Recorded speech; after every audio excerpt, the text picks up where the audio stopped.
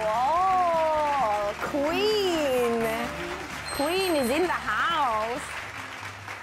Wow, I love the crown, hey? Thank you.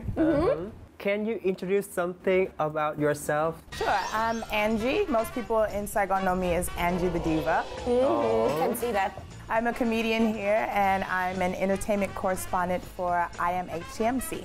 I have no idea what that is. It is like your catch-all for all things in Saigon. So if you want to know where to go out, if you want to know where to have fun, if you want to know where to get your motorbike serviced, anything, you can find it #IMHCMC.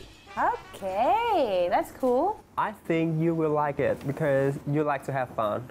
You don't like to have fun? Who doesn't like to have fun? Yeah, well, I think I know quite a little bit about Saigon, but I never know where to go out, so I'll be looking into that. Come find me. Okay, so the story today, what's happening? Can you tell us a little bit about your background? I am from Hawaii, United Hawaii. States. Yes. Oh. Aloha.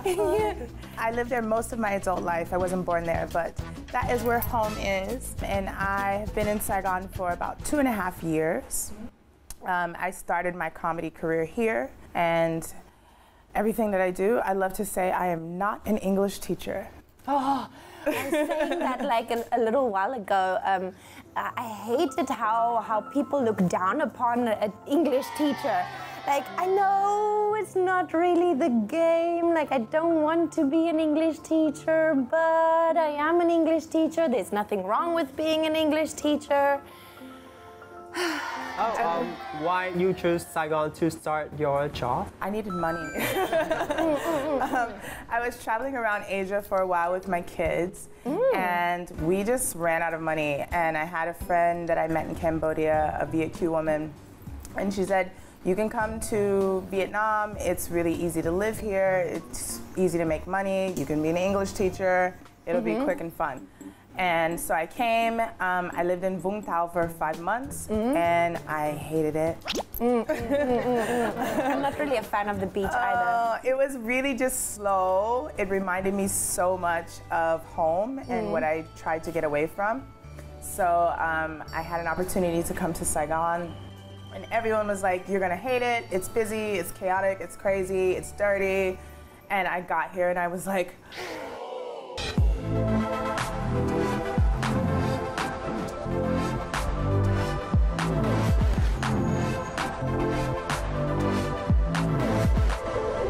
I love you, Saigon. Yeah. And I've been here ever since. It's been absolutely great. I love Saigon and Saigon loves me. And may I ask you about your gender? I am biological female, and I say that I'm female most of the time. Okay. Do you have people asking you, like, are you female? Like, well, I hang out with a lot of drag queens, but these pretty much let people know, yeah, she's a girl. Okay. But I have the information that you are like pansexual. I have no idea about that. A lot of my life, I identified as bisexual because it's just easier for people to digest. The problem that I have with that definition is that it excludes non-binary individuals. So trans people, people who are drag queens, people drag kings, people on the spectrum of sexuality and gender. I just love people. So everybody. Non-binary, I don't know what asexual. non-binary is. Non-binary means they don't transcribe to either male or female. Oh, so they just like a Person. Human. A human. I think it's extremely attractive. To be honest, I prefer a man that like is a little bit more feminine, or I prefer a girl that has a little bit more of a boyish look to her. So the in-between is, for me, very interesting, but hard for me to talk to because I feel a little bit scared to offend somebody. But I think it's not that hard for me because I know that a lot of people, when they look at me, it's hard for them to talk to me. Just because I look different and I have a bit of confidence about me. I have a lot of confidence about me. I have a huge personality. Yes. So I felt it when you came in. Yes. So I don't have a problem talking to other people. And I find that when you try to connect with someone on just a human level, not trying to figure out what are you, then they're comfortable and they talk to me. That's fine. And if I'm lucky, we get laid. That's it. Oh, since when you realized that you have special feeling with all kind of genders? I think early on, when I was a teenager, I think I identified my first like sexual feelings were towards women. At first, I was like, okay, I'm lesbian.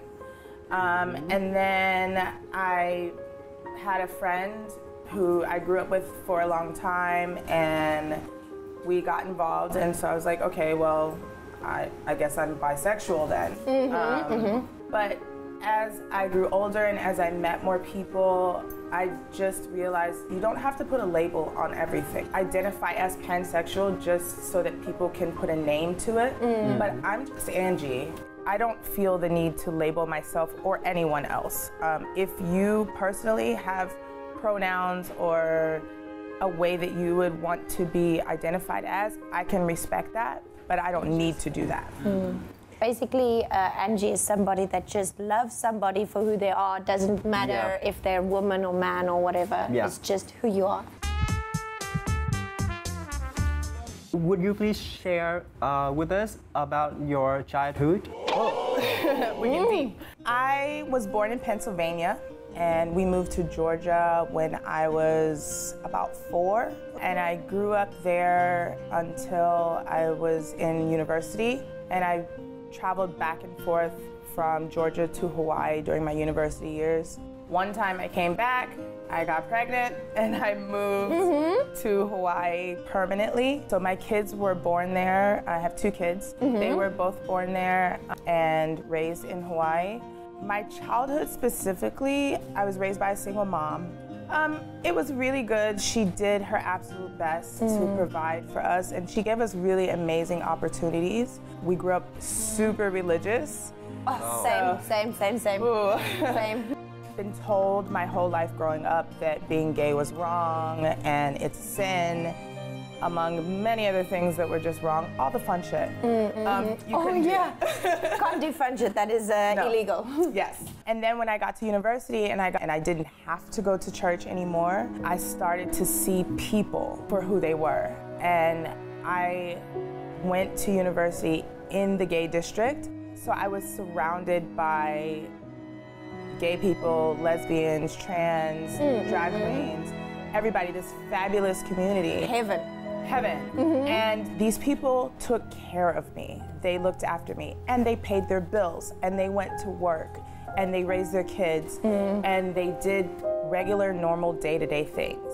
And I started to think maybe my upbringing didn't completely mesh with who I was now. And I heard something about your family. Is there any, how do I say,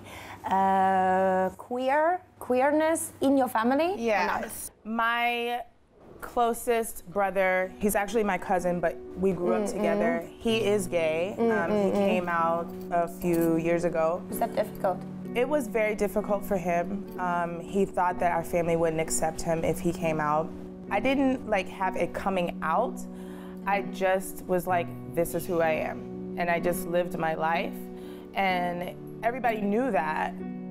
So when he was having such a crisis moment for himself, it felt a little bit like he didn't trust us. But also, it just brought us closer because he knew that we were still there for him no matter what. So my cousin is gay.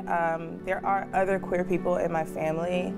A lot of times in Asia, people want to come and take my picture and they want to come and touch my hair because they don't have any real idea of what I am. It's almost like I'm an alien sometimes. And a lot of people would see that as racism. I see it as curiosity.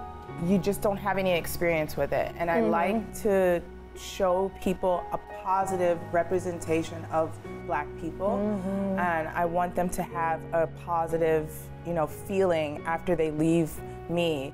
And hopefully there'll be more able and more willing to talk to other people who look like me later.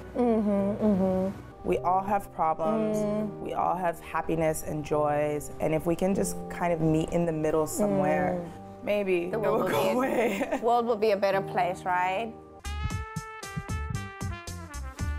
So you said that you have 2 children. I have a girl, she's 11, and a boy who is 9, Jade and Jack, and they're fantastic little people. My daughter is more of an introvert, and my son is very much like me. Oh, girl. We call him Mr. Aloha because he will say hello to anyone. Everyone is his best friend. Okay, that's very cute. Yes. You told about being a single mom. You chose it or something did happen? I don't think anybody chooses to be a single mom. If you can have 2 parents in one household, that is the way to go. I got divorced after almost 10 years we were together. For whatever reason, I'm not really sure. He just needed to kind of check out for a little while. So yeah, I was a single parent for 5 full years. The first few years were really difficult. Hawaii is super expensive. I was working like 3 jobs and 60+ hours a week. So I started to look for something else. And I think as a single parent, you have 2 options. You can give up your whole life for your kids and be miserable. You love them with everything, but you cannot lose yourself as a person. And just because I'm a mom does not mean that I'm not a woman, doesn't mean that I'm not a person, it doesn't mean that I'm not sexual, that I don't have needs and wants and goals. Yes, absolutely. So for me, it was really important to not continue that negative thoughts about being a single parent. Caging yourself. Yeah. At some point, I had to say, it didn't happen to me, now I choose it.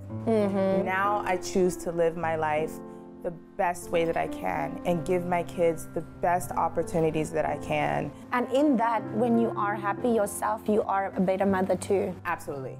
I am a single parent still, but my kids have gone back to be with their dad and my mom. So they split time between all of us. That's also a discrimination because like people feel like because you're a woman, you should always be with the children and you should take care of the children and you should be responsible. But what about the man? He's got responsibilities too, you know? He took some time off, but now he is being there for them and he's providing for them. And they're getting to rebuild that relationship with him, which I feel is really, really important. Very. I had time with them for 5 years, every day, 24/7, and we got to do whatever we wanted to. And now it's their turn to be with him, and we have a good working relationship. So I have contact with my kids. I talk to them almost every day. I'm still there for them. I go and see them. But it's better for them right now to be at home, surrounded by family, and having that big support system. Your kids are like ever curious about your gender? I wouldn't say curious. I remember one time my son and I were in a car, and that song from Macklemore came on the radio, Same Love. This song is talking about same-sex marriage, and I had always had my children around people in the queer community, and we were sitting in the car and he said, "Mom, what is gay?" And I was like, oh. Getting goosebumps. So I said, well, you know how mom and dad love each other and we're together? Well, you know how uncle loves his boyfriend and they're together? Well, that's gay because they're both boys. And I think he was like 3. He thought for a second and he was like, okay, so everybody loves everybody. Perfect. And it just showed me that children don't learn by what we say. They learn by what we do and what we see. So, Angie, why do you want to become a comedian? I love to laugh. Who doesn't, right? I didn't know I wanted to be a comedian at all. I'd always had kind of a big personality, and my family is just generally funny. I think this is a huge generalization, but black people tend to be very funny. So it just came kind of naturally to me. My friends were always like, oh, you're really funny. And then when I came to Saigon, I was here for maybe like a month. And I went to a comedy show. Where do you go to those things? Because I didn't even know there's a comedy scene here. So I run Saigon Funny People. We run an open mic every Monday at Indica, Saigon. We have one show a month at Bon Bar, and we have one show a month at Knick-Knack. There's also a ton of other open mics around the city. Comedy Saigon runs a few of them, and there's some other comedians who run them as well. There's some in D7. There are some there's in a D3. lot, hey? They're all over the place. I went to a comedy show, and I was a little bit drunk. And I was just bantering with the host, and for whatever reason, no one else in the audience was talking to him. And I thought he was hilarious, so I was, you know, talking back and forth to him. And then somebody came up to me after the show, and they were like, "Hey, do you want to do stand-up comedy?" I was like, "I mean, I guess, sure. Okay, I don't know, try. maybe." Hi. I did my first show, and I loved it. I can just imagine. I lived for it. And I did really well. The audience loved it. And they asked me to come back the next day. And the next day was an international headliner. Good. I got paid. I was just like, I didn't know we could make money at this. And I was hooked. I was hooked. And it's the first thing that I've ever done in my life where I feel like it's absolutely what I should be doing. I'm super lucky. I think a lot of people never get there. And I have had a billion different jobs trying to figure out what makes me happy, what will get me up in the morning, what keeps me going. And comedy is it. Like, I love it. I love the stage. I love the limelight. I love that, like, belly laugh that people get. I love when I go somewhere and somebody's like, "Oh, I saw you on stage." Yeah. I love it. I love it. So, what do you think about LGBT community in Saigon? This is the most diverse LGBT community I have ever been a part of. When I was in Atlanta, in Georgia, it was very segregated. Gay men partied here, drag queens partied here, lesbians were here, transgender people were here, transgender white people, white lesbians, black lesbians, like it was very very segregated. Okay. And when I was in Hawaii, it was a bit more mixed, but still kind of segregated a bit. And then when I came here, they are amazing. The community here is so welcoming and so inclusive. Everyone is welcome, whether you are gay or queer or not. Even if you just like to be fabulous and you want to dress up on a Friday evening and you don't want people to look at you weird.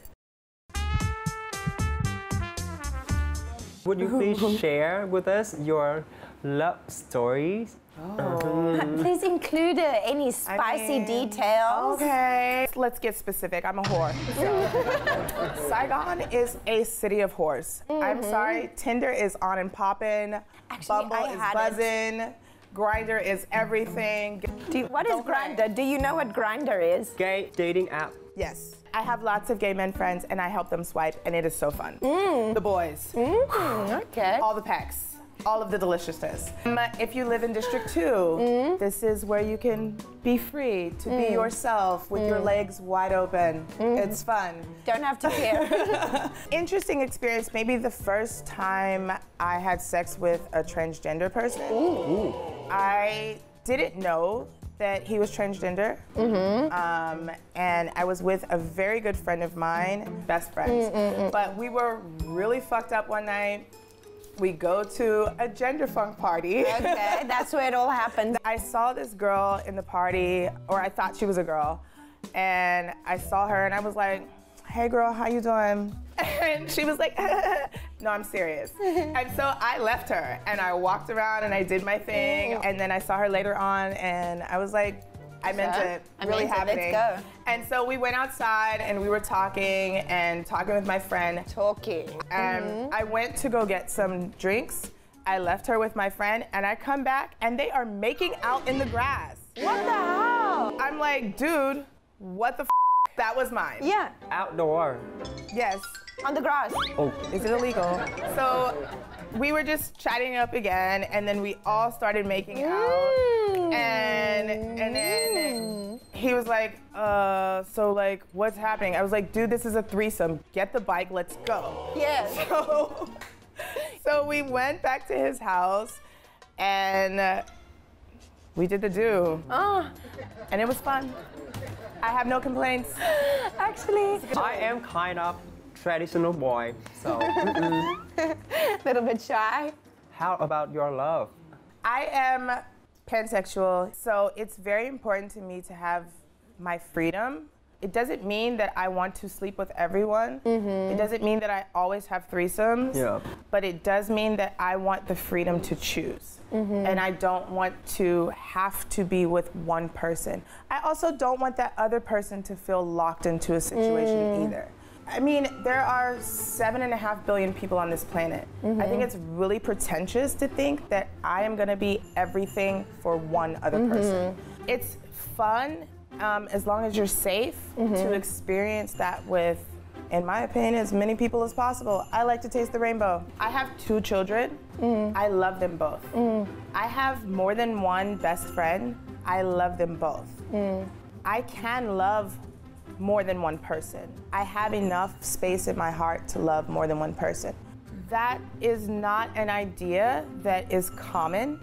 So finding a love match who is also a romantic partner is a bit more difficult. That is difficult. And I think your ideas of what love is and how you like to be loved and how you show love, it evolves over time. It evolves with your different experiences and your traumas and your triumphs. So to lock yourself into one situation for the rest of your life, I think, I mean, I know from my personal experience, after 10 years, it ends in divorce. Yeah, it ends in divorce. Can you share the plans on near future? I would love to use my platform to help other families of color get out of the United States and experience travel and see the world. Do you have one famous comedian or somebody that you would love to meet? I would love to meet Beyonce. I mean, we best friends, but she be hella busy, you know. She got a lot of things going on. Me and her kids, they grow up together, you know. Call me, girl. I know you're busy, but let's have tea sometimes. I really want to sit on Oprah's sofa. She got a house on Maui, and I've seen it from a distance. I know where the sofa is, and I feel like she don't be sitting on it a lot, so she could invite me out, and we can have coffee or something. I mean, I want to go frolic in the garden, Oprah. Can you just invite me over, girl? I'll be there, okay? Tiffany Haddish, girl, I love you, and I tried that grapefruit thing. It works. Yes, for that information. The grapefruit thing. Do you have any message for like LGBT community? It can be really difficult to live your truth, but I promise, if you just do it, if you get over the fear and you live your life fully, you will be happier and you will find your tribe. Mentality, when your mentality is happy, it creates your environment and your environment becomes happy. Yes, it's worth it. Well, thanks for coming and thanks for sharing your lovely story with us. Thank you. Thank you very much for having me.